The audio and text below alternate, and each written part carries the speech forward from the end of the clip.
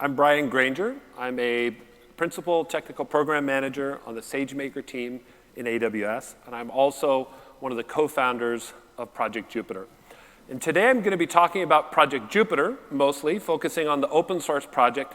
At the end, I'll talk some about how we're using Jupyter in AWS, in SageMaker in particular, and then also on how we're contributing to and participating in the broader open source ecosystem around Project Jupyter. So what is Project Jupyter? Jupyter exists to develop open source software, open standards, and services for interactive and reproducible computing. There's a lot to unpack here. And I will admit, this statement is quite abstract. And if you're sitting there wondering and you've never seen Jupyter before, okay, but what is it? I think that's a really good question. And I'm hoping that I'll answer that for you here in this talk. So Jupyter is a multi-stakeholder open source project. Its flagship application is the Jupyter Notebook. The Jupyter Notebook came out in 2011, originally under the umbrella of the IPython project. IPython was an earlier terminal-based interactive shell for Python that was started in 2001. IPython evolved. We released the IPython Notebook in 2011. And shortly after that, we realized that the architecture we had built would work for other programming languages. And so we began to support other programming languages. The second language we supported was Julia, which was a new and emerging language at the time. And we quickly realized that the classic name of IPython really was confusing now that we supported a wide range of languages. So we launched Project Jupyter a few years after we came out with the notebook. And Jupyter continues on and now includes IPython as the Python language kernel, as we would call it, or plugin for Jupyter. So what is a Jupyter Notebook? A Jupyter Notebook is a document that includes live code, narrative text, equations, visualizations, and in fact, I'll show you here today, even arbitrary custom user interfaces embedded in the documents. Here's an example of a Jupyter Notebook. You can see there's highlights there pointing out the text. The text that we support is Markdown. The math is LaTeX. There's live code in Python, and then charts. And so I'll talk more about how we think about these notebook documents here shortly. Today, there's over 100 different programming languages supported. The core Jupyter team maintains a small number of those kernels, as I mentioned. And then the open source community has built kernels in a wide range of different languages. Jupyter has become a very large open source project. We have over 500 contributors across over 100 different GitHub repositories. The number of GitHub orgs we have, I've lost track. I think it's maybe in the 6 or 7 range.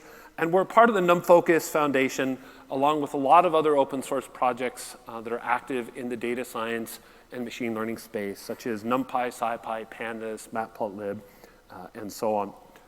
So who uses Jupyter and how? This is a great question, and it's really hard to answer. So I'll give you the list here and then talk a bit more about it. So students and teachers, data engineers, data scientists, researchers, scientists, machine learning engineers or researchers, analysts. We have everyone from junior high students learning to program in Python using Jupyter, as well as PhDs and postdocs in machine learning doing their thesis using Jupyter. So it's a really broad audience using Jupyter for a wide range of things. When we first started working on this, data science and machine learning were not really a thing at the time. We were coming from the world of the physical scientists. I'm a trained physicist. I've been a physics professor for the last 15 years.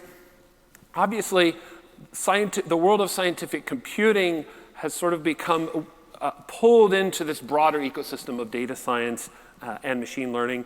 And this is the world in which Jupyter lives. So anything where people are working interactively with code and data or simulation, and it spans all the different areas that I've listed here. Jupyter has a large and diverse community. Being an open source project, we don't have a way to track all the ways that people are installing and using Jupyter. We do know how many of you show up on our website. based on that and a couple other metrics that we do have access to, such as the number of pip packages installed and content packages, we know there's many millions of users of Jupyter worldwide. I think 10 million is our sort of best guess, plus or minus a couple million. Here's the website traffic year to date on Jupyter.org. The raw numbers are not the interesting thing here to me. It's the diversity in geographic representation here, right? So it's US and then a very wide range of countries. It's not sort of, in the early days, it would have been US and then Western Europe. It's very, very diverse. What's interesting about this is that most of our team of developers are based in the US and in Western Europe. A lot of these other countries, we have very little contact with. And we know there's massive user bases there who are using Jupyter. And so we're starting efforts to reach out and include those communities. So for example, we recently have had some events in South America. We're looking at a Jupyter conference next year in Spain. And so the diversity along many different dimensions of the Jupyter community is a really important thing. Furthermore, there's thousands of AWS customers that are using Jupyter today. And what's interesting about this is, as you all know, an AWS customer does not always represent one user. We know there's some organizations using Jupyter where there's 10,000 individual end users of Jupyter in that organization. And so even this number of thousands of AWS customers using Jupyter, there's a lot of questions there about, well, how many end users is that actually? Also, we know that there's today around 5 million public notebooks on GitHub. And GitHub is a common place for people to share code, and that includes notebooks. Let me give you an example of how a notebook is used. This is a book, Dive into Deep Learning, that's come out of the machine learning research groups at AWS, Zhang, Lipton, Lee, Smola. And it is an open source book on deep learning. It's free. It's available on GitHub. And the entire content of the book is Jupyter notebooks. I don't know the exact count, but I know there are hundreds of Jupyter notebooks in this. The PDF that is auto-generated from the Jupyter notebooks is 890 pages long. Now, this is just one among probably thousands of examples like this, where people are using Jupyter to write code, right? It is an environment in which end users are writing code, but also to do something more than just write code. They're telling stories. They're building narratives using that code for different purposes. In this case, it's to teach people about deep learning. But there's a lot of other purposes that Jupyter notebooks are used for beyond just writing and running code. And I think that's one of the key ideas that we have. And so I want to spend a few minutes staying a bit abstract, and then we're going to dive into some hands-on demos. And the reason I want to start at the abstract level is that there's been some really consistent ideas that have been present in Jupyter since the very beginning. And these ideas inform a lot of the decisions that we've made over the years about the user experience, about the architecture, and about how we build software. So what are the common threads across all these different users and usage cases? What do they have in common? And there's really three things. The first is code, right? Our users at some level, at some point in their work, are writing code or looking at code or running code. The second is data, right? It's the type of code that our users are typically writing or working with involves data. It could be data generation through simulation. It could be consuming data that's created through natural processes. And then also humans. And I think this is the part that is really key, and that is we view Jupyter as a place where code and data and humans come and work together. And so this is really what informs the thinking about this. So what are a few of the ideas of Jupyter? The first is the idea of a computational narrative. The next is the idea of real-time thinking with the computer. And then the last is the idea of direct manipulation user interfaces that augment writing code. So first, idea of a computational narrative. Fernando Perez and myself wrote a grant proposal about, I guess, almost 6 years ago now. And we spent a lot of time crafting language, and I still haven't found a better way to put it than the original grant proposal we wrote. So computers are good at consuming, producing, and processing data. Humans, on the other hand, process the world through narratives. I'll pause it there. If you doubt that we process the world through narratives, think about how we spend our time. Netflix, video games, reading, right? We think and communicate in terms of narratives. Thus, in order for data and the computations that process and visualize that data to be useful to humans, they must be embedded into a narrative, a computational narrative that tells a story for a particular audience and context. Right? So this is this idea of a computational narrative. What I want to do at this point, I'm going to switch over here and open a notebook to show you an example of what one of these notebook documents look like. So I'm running Jupyter Lab on my laptop here, and this is one of the notebooks from this Dive into Deep Learning free course that's on GitHub. And again, the idea here is that yes, there's code. Someone has written code and you could run this code, but there's also a narrative around it, right? There's a narrative that is teaching you in this case about how to do linear regression from scratch using MXNet in this case. And that narrative includes text, it's organized, there's equations here just to convince you that this is Markdown. You can double click, I could edit that Markdown, I can hit Shift Enter to re-render it. There's a visualization here. In this case, this notebook is using Matplotlib to create this visualization. And so there's a full computational narrative, and we can run this code live. All right, back over here to the presentation. Let's see, I guess I jogged my, actually I'm gonna go here. So the second idea is the idea of real-time thinking with the computer.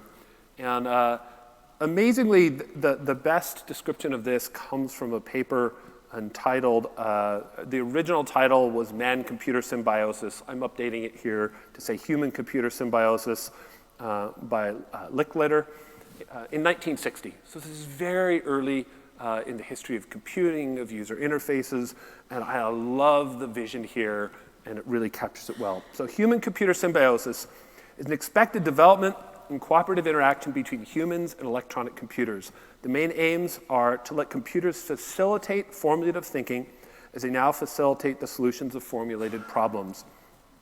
And two, to enable humans and computers to cooperate in making decisions and controlling complex situations without inflexible dependence on predetermined programs. The idea here is that while the program is running, you're looking at what the program is doing, you're looking at the output, and then you're using that output to think in real time about a problem, make decisions, and then decide what subsequent computations you want to run, what code you want to write after that. So it's often called a human-in-the-loop interactive computing. And again, so I love this phrase, real-time thinking, that was introduced in this original paper. And that really captures how Jupyter is used. Jupyter is not used for example, creating web applications. It would be a horrible tool for that. And the idea there is there's no real-time thinking going on, at least at the level with data that Jupyter, that happens when people are using Jupyter. The last idea is that of direct manipulation interfaces. So this idea came out of the human-computer interaction research area, originally from Schneiderman, and then later Hutchins, Holland, and Norman. Here's one of the papers, one of the later papers. The idea here, and you have to sort of set the stage coming out of the period where there was punch cards, and then there was terminals, and then people were starting to think about graphical user interfaces. The key idea is that objects behave as that if they are the objects themselves. So in other words, the objects in the computer behave as though they were the object in the real world. we take this for granted. So touch interfaces on our phone, immersive VR, programs like Illustrator or Sketch, where you're looking at a rectangle and you can click the corner of the rectangle and drag it. Right? That's a great example. Or Amazon QuickSight, where you can build visualizations without writing code. Now, what's interesting here is that Jupyter is a tool for writing code. And so you may be wondering how exactly this picture fits in, right? And what I want to show you here is some examples that begin to give you a grasp of how this has informed how we program using Jupyter, but also how we've built Jupyter itself. So let's go back to Jupyter Lab here. So one simple example of this would be something like this. So up here, we're generating a synthetic data set, basically something that we can do linear regression on. And in some abstract space, we have a mental picture of what a data set that we would want to do linear regression on might look like. We've got the code here. And so an example of this idea that the object in the computer behaves like the real object is that we can make a chart and see that object embedded in the notebook, right?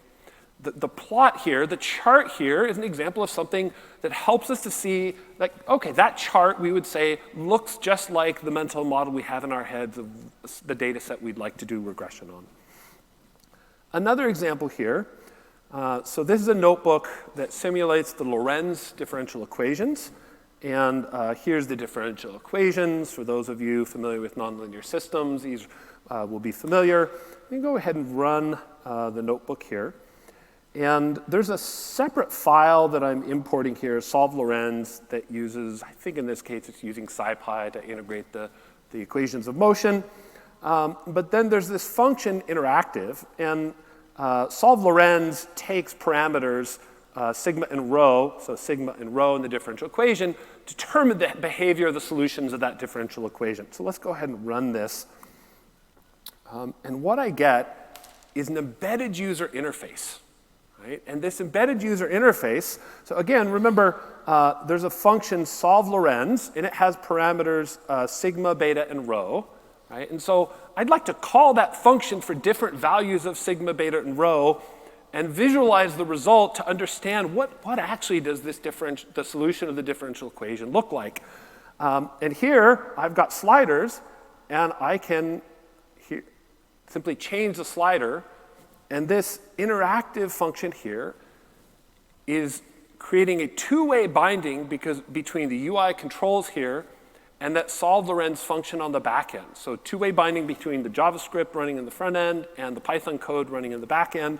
And each time I change the position of the slider, it calls that function, regenerates the plot. This is a great example where, yes, I'm still writing code.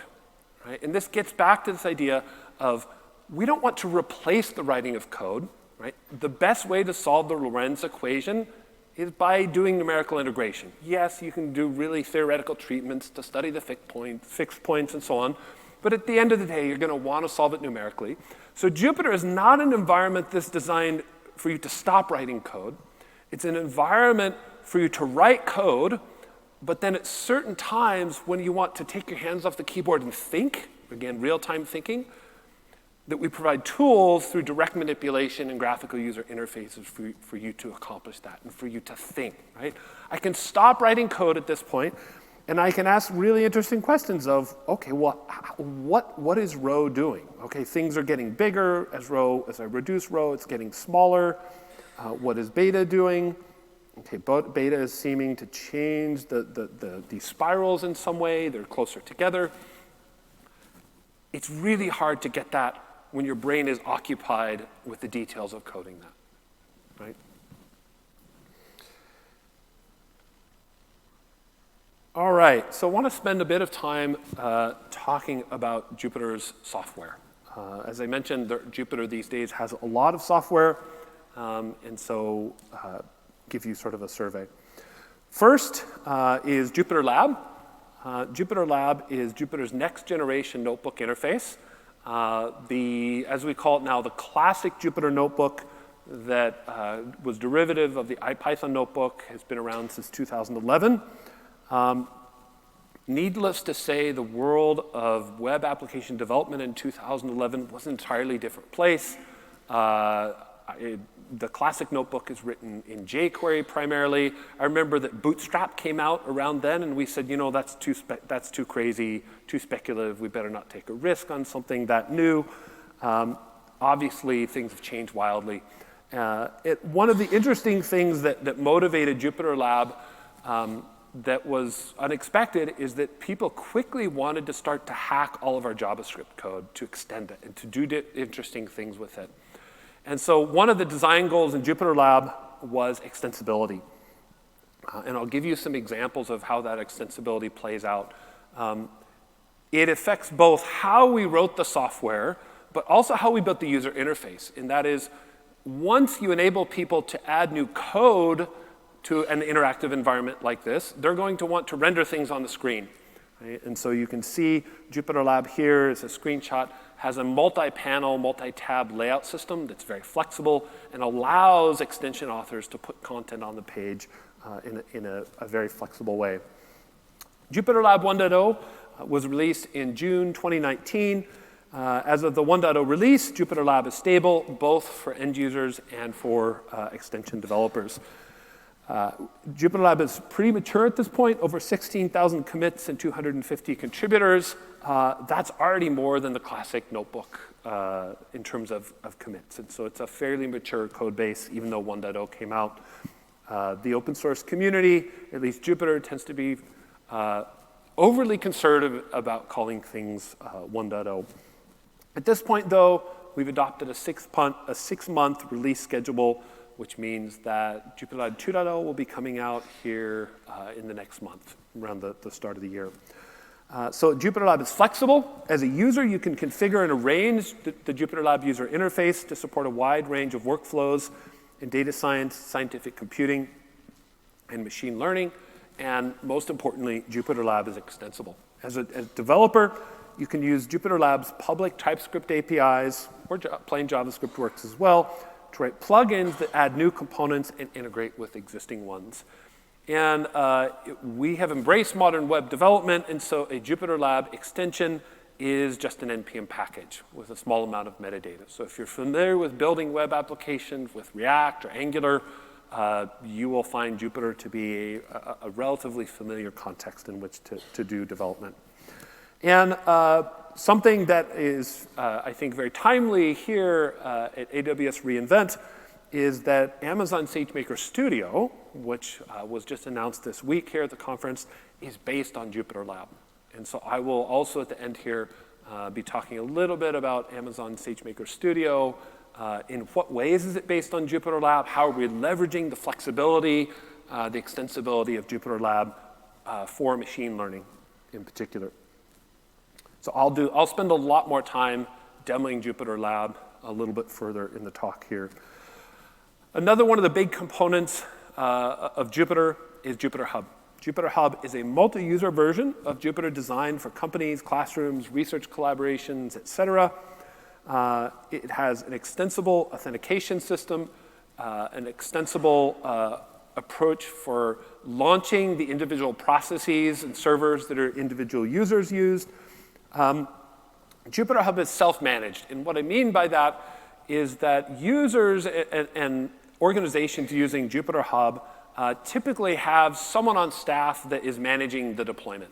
The most common way of deploying Jupyter Hub is through Kubernetes, and so there's a lot of these deployments running Jupyter Hub on Kubernetes. And some of the larger deployments we know of, again, are up towards 10,000 users in a deployment. Hold on a second.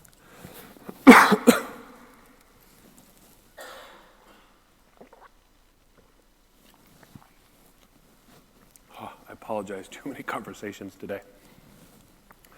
Jupyter Hub is also container-friendly, and so hence why it integrates with Kubernetes so well. Another one of our core projects is called Jupyter Widgets. And I showed you an example a few minutes ago of a Jupyter widget in the Lorenz notebook with the sliders. So the idea here is that you often want to have lightweight user interface controls or widgets embedded in a notebook with the property that there's this bidirectional binding between objects that are living in the kernel, so in Python or one of the other languages that are supported by Jupyter, and then the front end as well. Here's an example on the right-hand side of a map UI control embedded in a notebook. I'll do a demo of something like this later in the talk. The way to think about this is that you could pretty much embed arbitrary user interfaces in a notebook that are bound to Python or R or even C++ code in the back end. What we find in practice is that the limitations are more from a user experience perspective. Given the nature that the Jupyter Notebook is a document, embedding very heavyweight user interfaces in the notebook starts to become really awkward, and at some point people start to build full-blown Jupyter Lab extensions that could occupy their own dedicated panel in the workspace. A really nice quote from the Jupyter Widgets README on GitHub. Notebooks come alive when interactive widgets are used. Users gain control of their data and can visualize changes in the data. Learning becomes an immersive, fun experience. Researchers can see how changing inputs to a model impacts the results. Another actually brand new addition to the Jupyter family is a project called Voila. Voila was started by Sylvain Corlet, who's on the Jupyter Steering Council. And he started as a separate project, but with a full intent to eventually contribute to Jupyter. And the idea of Voila is that it turns a Jupyter Notebook into a standalone web application or dashboard. But here, the word dashboard, I think, doesn't fully capture it. Voila actually has a templating system underneath. So the way the cells in a notebook get mapped to the final web page or web application is very, very flexible and may not look at all like what we think in our minds to be a dashboard. It could, for example, be a slideshow presentation, and more like a traditional PowerPoint style presentation where the cells of the notebook get mapped to slides. Sorry. The flow here is that as a user, you would author notebook with all the traditional things, so markdown, equations, charts, tables, Jupyter widgets, and then simply run at the terminal Voila, the name of the notebook. That then launches the Voila web application and opens the dashboard or web application in the browser. There's also a Jupyter Lab extension that puts a button in the notebook toolbar where you can click on it and it will open the dashboard. I'll demonstrate that here in a few minutes. Configurability, I think, is interesting here. A lot of the reason that the community has been interested in dashboarding is that notebooks are often authored by one audience and then consumed by another. And the consumers don't necessarily want to look at code all the time or even at all. And so the default setting in Voila is to hide the code in these dashboards, which makes it really easy to generate documents, dashboards, and so on that were authored in a language like Python, but then generate the dashboard without the code there. Another point, it's sort of embedded here, is the security. So Jupyter is a web application whose primary feature is arbitrary code execution. And if it's your job to wear a security hat in your organization, immediately you should say, whoa, hold on a second. That is the primary feature. What this means is in enterprise deployments, security is a non-trivial question, right? And so this is something I'll address later in the context of Amazon SageMaker Studio. What's interesting about Voila is it has a more restrictive execution model that does not allow arbitrary code execution. So you can write one of these dashboards in a notebook where you can write any code you want, but then deploy it in a context where the people using that dashboard, all they can do is whatever you have chosen to let them do, not run arbitrary code. And voila actually was just merged into Jupyter, I want to say about a month ago. I suppose time flies, and it could be 2 months ago, but it's a quite recent addition, and it is quite spectacular. I've had a lot of fun playing with it here recently. So I'm going to show you an example, just a quick screencast of voila. Let's see, actually, I guess I have to go into play. All right, so here's a notebook, and it has some Jupyter widgets. There's a slider, a text box, some Python code. You can see the slider coupled to the output of the text box. Here's the iris data set as a pandas data frame. Drop out into the command line, voila, basics, the name of the notebook, and it will launch the web application. And voila. I'm also, the name is also fantastic. Someone gets a lot of credit for that. So immediately you get a web application. Notice the code is all gone. Arbitrary code execution is not possible.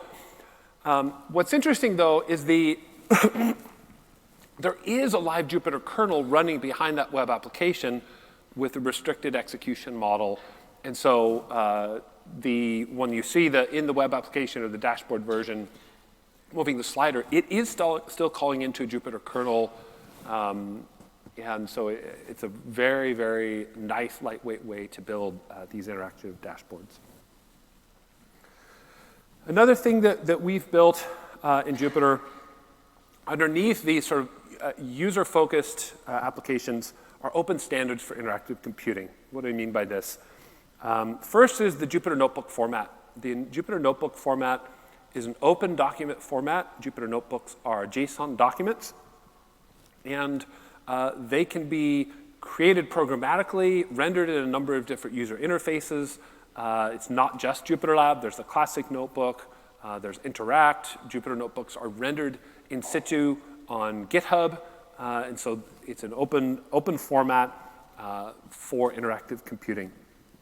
And it's worth noting this document format includes both the source code but also the rich output, these widgets, visualizations, markdown, and so on. Next is a Jupyter message specification. And this is a JSON-based network protocol over WebSockets and ZeroMQ that's used for the front end to talk to the kernels on the server side that are running the code.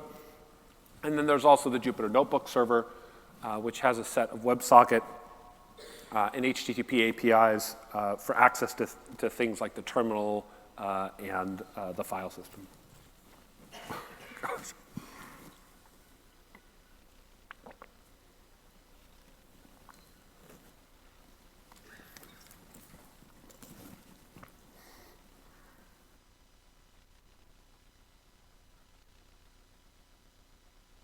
Oh, sorry about the cough. And there's a lot more in the Jupyter, under the Jupyter umbrella. So there's IPython, which is the Python kernel for Jupyter, as well as the interactive Python shell at the terminal. NBConvert is a tool that allows you to convert Jupyter notebooks to different formats. HTML, PDF, Markdown, actually Voila uses NBConvert as well.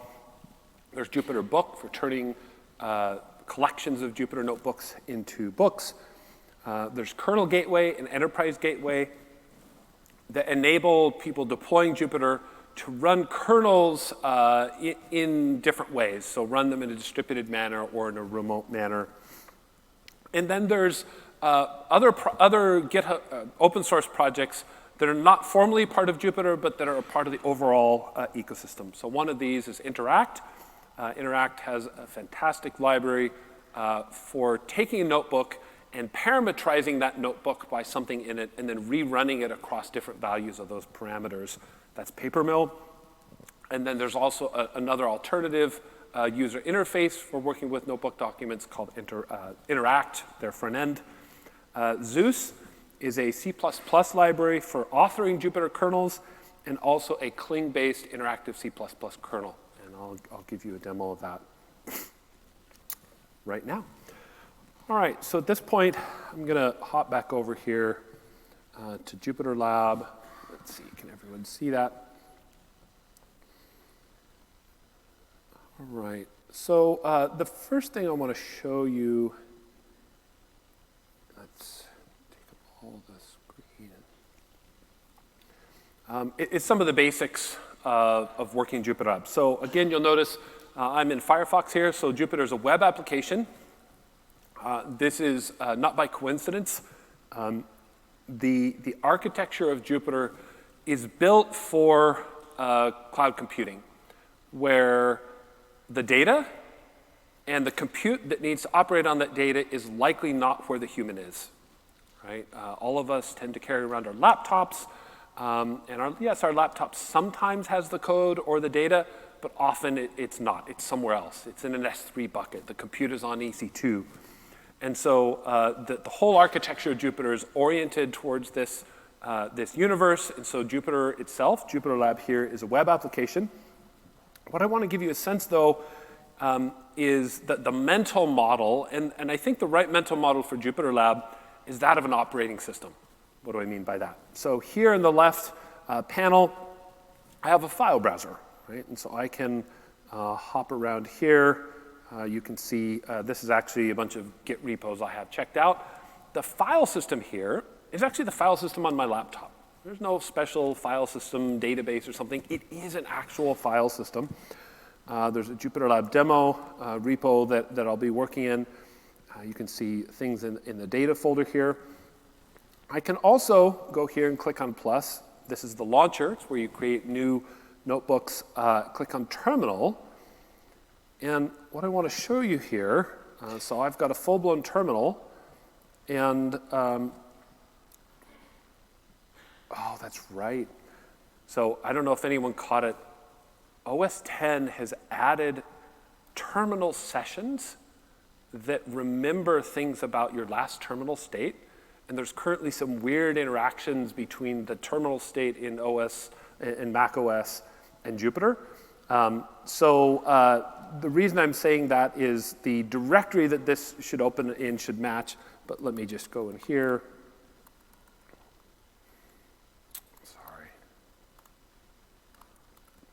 And so what I'm doing here is showing you the files that I see in the terminal are exactly the same files that I'm seeing in the file browser here. So I can go over to Jupyter Lab demo, CD data, CD data, and here's those files, right? So again, I said that a useful mental model is to think about this as an operating system, right? Where you get a consistent picture of the universe. There's some underlying computer, in this case it's my laptop, running in the cloud. That could be an EC2 instance. And then furthermore, if I create a notebook in this directory, I can also see that the view of the universe that the notebook has matches that as well, right? And so this consistency between all the different parties in the system is a really key attribute. We're not doing anything to hide the underlying operating system or file system from you. It's the real deal. So in the terminal there, you can run any terminal application you want, right? It is a real terminal and access the real file system. Next thing, so there's notebooks, there's terminals, there's a file browser. In addition to the individual components, I mentioned this sort of flexibility of Jupyter Lab. So you can collapse the left panel, collapse and expand it, see the different things that you have running. There's a command palette, but then also in the main work area, you can subdivide this in arbitrary ways. So I might want to see the outline of the demo I'm going to do, and then have a terminal here next to a notebook. And this flexibility is a key part of it that's related to the extensibility of Jupyter Lab. All right, so let's go here. So what I want to do is show you the running things. So here's this linear regression notebook that we saw. I'm going to go up here and run all cells. You can see here that circle filled in, so it's running all the code. Another thing to point out, you can see here the currently selected cell type.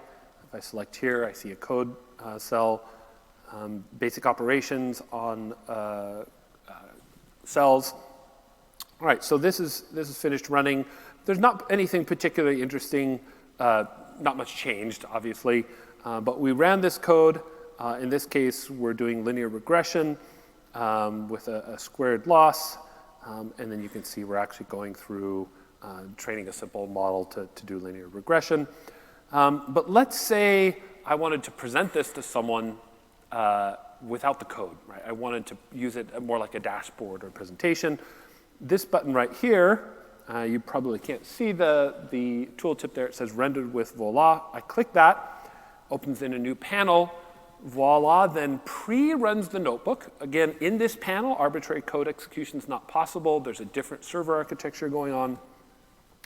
And then you can see we have a notebook. There's the output still, the visualizations, the text output, but no longer the code, right?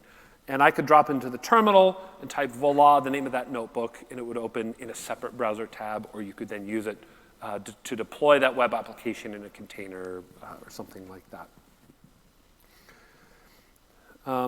Another thing that is worth showing you is the table of contents. Notebooks become large documents, and our users use Markdown headings to organize those documents. And so we have a table of contents here, so you can navigate the notebook through the table of contents. You can pick which types of content appears here in the table of contents, so you can add Markdown, you can add the code. So it's a very nice way to navigate these documents. Okay, close without saving, table of contents. Let's go over here and show you another example from Voila. So here's a notebook that uses the QPlot library. QPlot is an open source charting library that uses Jupyter widgets to provide rich interactivity in Jupyter notebooks. Actually, rather than running this here, let's just create this as a dashboard so you can see the result of running it in a nice, clean way. Obviously, there's a data set here that has a histogram and a line chart. What's nice about QPlot, and again, it's using the Jupyter widget framework underneath, is that it supports interactive charts that, again, are bound back to the Python code. What this means is I can pick an interval of a chart here, and that's doing some subsetting on the data values that are being binned for the histogram.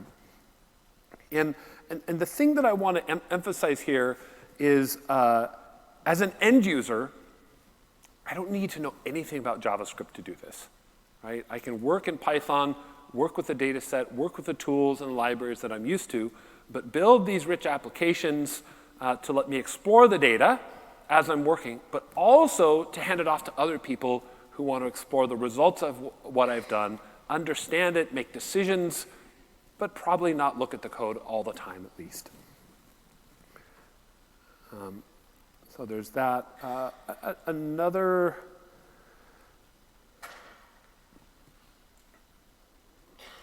So actually, this is a really simple example of Jupyter widgets. I want to spend a little bit of time talking through how this works and how it gets back to this idea of direct manipulation user interfaces and that objects should behave as the objects themselves. So we're importing some UI controls from IPyWidgets, and we're creating two sliders, and then we're defining a function that takes a value of A and B and prints A, B, and A times B. And then we're using this interactive output function and then tying it together in a VBox and an HBox to do a little bit of layout. And the thing that I want to emphasize here is that the Jupyter architecture has an abstract output system. And so, or sometimes we'll call it a rich output system. What does that mean? You're all familiar, or a lot of you will be familiar with that most programming languages allow you to print text to standard out or standard error, right? So we're familiar with text-based output. Jupyter has extended that notion of output to include arbitrary MIME types, right? What do I mean by a MIME type? So a MIME type would be HTML, PNGs, JPEGs, and we've even extended that MIME type notion to include additional MIME types that have been defined in the Jupyter community. So this int slider Python object here has a method on it that knows how to produce this rich output that is sent as JSON to the front end, and the front end knows, I know what to do with this MIME type, I know how to render it. And so it's a direct reflection of this idea that there's an underlying object that lives in the Python world, in the code world, but we've built this rich output architecture so that the people who write that object can build a visual representation that matches how users want to think about and work with that model. All right, so I want to show you a little bit more about a more advanced case of a Jupyter widget. So this is using a library that sits on top of Jupyter widgets called IPyLeaflet. Leaflet is a interactive mapping library for JavaScript. And so we've built tools. So here is a Choropleth map. I don't remember, I guess it's looking at the color here is encoding unemployment in the state. Now, this is an interactive map. I can zoom, I can pan. But there's an actual object in Python, right here, that represents this map. And I can work with that object in Python, and the visual representation will update. So what I'm going to do here is, let's create new view for output. And then I'm going to put this side by side with this so I can actually see the notebook, scroll the notebook on the left and see the map on the right. So here we're creating a float slider. And then we're actually basically taking a slice of the unemployment values. And so as I move this slider, I'm actually updating the Python map object. And because it's tied into this rich output system that we have, the map automatically updates. Right? So I have multiple objects in Python talking to each other and updating. And also, the view here in the notebook is also updating. Right? Everything's synchronized. You can have multiple views synchronized with the underlying Python code on the server side. So there's a couple other color maps here. And then we can actually assign one of the color maps, and you can see the color map change. And then I can go back here and play with the slider with that new color map. We can change the border colors. And so there's an underlying data model here for a map that includes all these different layers and visual attributes of the chart. You combine that to data and build arbitrary things. So for those of you who need rich interactive mapping, great. But there's an underlying story here, and that is whatever your domain is, you can build Python libraries and extensions to Jupyter to do this for your favorite domain. One of my favorite stories is that we were at a conference, I guess 2 years ago, the SciPy conference, and there was a grad student that came who was in bioinformatics. And this student was writing Python but had never written a line of JavaScript before. And the student said, like, I would love it if Jupyter had support for FASTA files. Because FASTA is a file format used in bioinformatics. And he found a JavaScript library that could produce a visual rendering of FASTA. And in a single afternoon, wrote a Jupyter Lab extension so that it could render FASTA files in notebooks and as standalone files. And so even if you don't need interactive mapping per se, the extensibility of this architecture will enable you to plug into it in rich ways. So I want to show you. So another thing we have built-in support for a range of different file formats. So here's an image. Vega Lite is a visualization tool and grammar that we're using a lot. What I want to show you here is, so I have the same file open in multiple viewers at the same time. Right, here's the JSON declaration of this bar chart. And I can go down here and say, I don't think it's a bar chart that I want. I want a point chart, and it will automatically update. Right? And so there's multiple views sitting on top of the same data model. What's fantastic about this is it works for any file format. So for example, let's go back one level. And here's a Markdown file. I can right-click, show Markdown preview, and then I can edit this. We're not doing it on every keystroke. That causes the view to be really jittery, so we wait. I think our delay is a second or two. It will re-render. What's fantastic about this is we didn't build a live Markdown previewer. Actually, we had this feature for probably a month or two before we realized it worked. What we've built is an underlying architecture that has these abstractions in place. So I'm going to jump back to my slides, and I want to talk a little bit about Jupyter and AWS.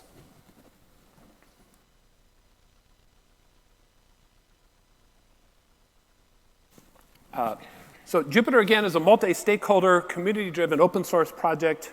Is part of the NumFocus nonprofit open source foundation. And there's thousands of AWS customers, as I said, using Jupyter. What this means is that AWS customers and the broader Jupyter community will benefit as AWS helps to make Jupyter a fantastic open source project for data science and machine learning, and a vibrant and healthy open and sustainable open source project. So how are we approaching this at AWS? Through three things: contributing, sponsoring, and building. On the contribution side, we're focused on healthy and sustainable contributions to Jupyter, alongside and in collaboration with other Jupyter stakeholders. The Amazon SageMaker team in AWS has 2 Jupyter Steering Council members. I'm one of them. Steven Sylvester is the other. And there's a number of other individuals in the SageMaker team who are also contributing to Jupyter. We're active across a number of different projects. Right now, we're focusing on Jupyter Lab, the Git extension for Jupyter Lab, the Jupyter Server, Notebook, Kernel Gateway.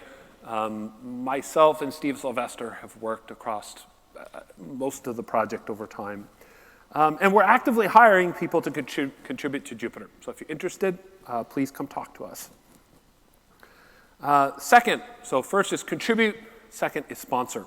So we're pleased to announce that as of about a month ago, AWS is a platinum sponsor of Jupyter and NumFocus. This donation is focused right now on the Jupyter community workshops, which enable small groups of people in the Jupyter community to come together and work on a focused topic. So for example, last year we had a Jupyter community workshop on dashboarding. And so people interested in Voila came together, worked on that.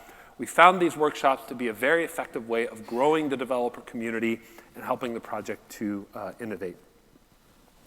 You may not be familiar with NumFocus. Again, it's a 501c3 nonprofit organization. It is the nonprofit umbrella to a lot of open source projects that you're probably familiar with. So NumPy, SciPy, Pandas, Matplotlib, Jupyter, the Julia programming language, ROpenSci, Stan, MathJax, Bouquet, and so on. And so AWS, we're sponsoring both Jupyter and then also, because Jupyter is part of NumFocus, sponsoring NumFocus as well. Third component of this is build. AWS is building products for enterprise Jupyter users. And this week, AWS, we're pleased to announce on Tuesday in the main keynote, Amazon SageMaker Studio. Amazon SageMaker Studio is the first fully integrated development environment, or IDE, for machine learning, data science, and it delivers automation, integration, debugging, and monitoring for the development and deployment of machine learning models. The real punchline of this talk is that Amazon SageMaker Studio is based on both Jupyter Lab, but also the underlying Jupyter architecture. SageMaker Studio offers a number of different features that will help organizations that are using Jupyter at scale. So there's SSO integration to easily manage users. You can run individual notebooks and terminals on different instances. So if you start on one instance in a notebook and then realize, oh, I need more RAM, there's a dropdown, and you can change the instance type. Same works for terminals. There's a home directory that's automatically mounted across all of the different instances you're on. Remember I was talking about the consistency of Jupyter, that you see the same files in the file browser, the terminal, and notebooks. The same is true in SageMaker Studio, even though the compute is spread across multiple instances. There's also notebook sharing, and it's a fully managed system. So you don't have to think about managing instances and VPCs and all of those things. It's very easy to get started. So here's a screenshot of a SageMaker Studio. And you're probably thinking, well, that looks pretty different. Well, some similarities with Jupyter Lab. What I want to do is come back over here, and then here is SageMaker Studio. And to convince you that it is Jupyter Lab, I'm just going to go back here and change back to the Jupyter Lab light theme, and it's Jupyter Lab. Right? And we're really proud of this at AWS on the SageMaker team. Let me go back to the dark theme. So in SageMaker Studio, I'm really short on time, so I'm not going to have any time to do big demos. This button right here allows you to share a notebook, get a link that you can email to people and share it with. And then there's additional tabs over here. So for right here, this is for your machine learning experiments. So for example, if you're using SageMaker Autopilot, which is our AutoML solution, all of the different models that Autopilot tries will appear grouped here by experiment. And you can dive into the different machine learning experiments. There's a tab here for endpoints for machine learning models that you've deployed. Again, I don't have time to actually dive into examples and use this. What I want to emphasize, though, here is that all of the machine learning functionality we've built for Amazon SageMaker Studio is just another Jupyter Lab extension, right? What this means is that maybe you're working in a space where there's additional functionality and additional extensions that you'd want to build in Jupyter Lab. You'll be able to come into Amazon SageMaker and Studio and install those alongside the machine learning extensions that we've built, right? And that's the power of an open extensible architecture built on top of AWS like this. Let's see. So other things that are in Amazon SageMaker Studio, there's obviously notebooks. I mentioned there's these, we call it SageMaker experiments for tracking multiple, basically your experiments with machine learning models that span either AutoML or hyperparameter optimization. There's model debugging. So as you're training the models, you can collect metrics, hyperparameters, and then understand how and when and where those models are failing in some way, and have both a code-driven interface, but also a graphical interface in Jupyter Lab. And then there's the model monitor that allows you to deploy the models and then monitor them in production to detect things like drift. And again, getting back to one of the core ideas of Jupyter, this idea of we don't want you to stop writing code. We want to make you more productive in writing code by augmenting code-driven interaction with these graphical user interfaces. And we're using that idea extensively here in SageMaker Studio as well.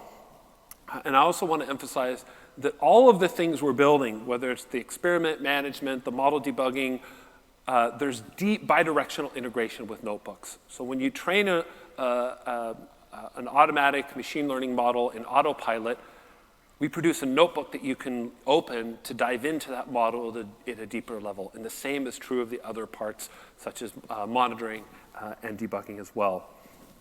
with that, actually, I guess I have a couple screenshots to show in the last 12 seconds. So here's an example, another example in SageMaker Studio. Here on the right, on the left, you can see a notebook open. On the right, you can see two panels that are open where this example is showing the debugger that we have, the model debugger. And with that, thank you very much.